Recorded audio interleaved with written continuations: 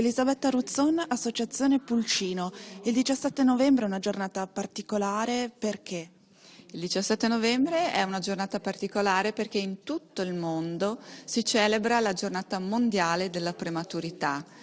Noi come Associazione Pulcino siamo tutti genitori di bambini nati prematuri, ci uniamo al coordinamento nazionale Vivere Onlus, fatto di tante associate come noi, che a sua volta si unisce a una fondazione europea collegata con tutto il mondo. Il viola è il nostro colore, se vedete qualcosa illuminato di viola sappiate che è per la giornata mondiale della prematurità. Il calzino è il simbolo del bambino nato prematuro. Daniel Nardo, medico della patologia neonatale all'ospedale di Padova. I bambini nati prematuri con le cure adeguate riescono a sopravvivere?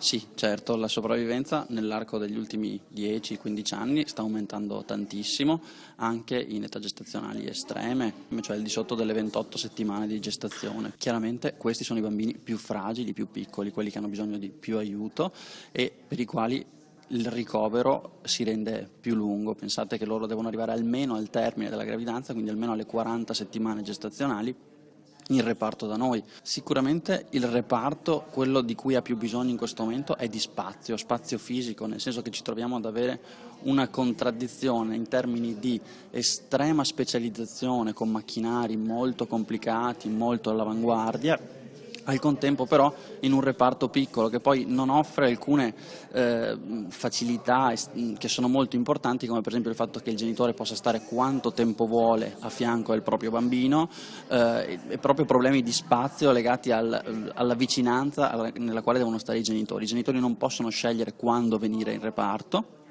perché molte volte proprio per spazi non c'è la possibilità di farli entrare.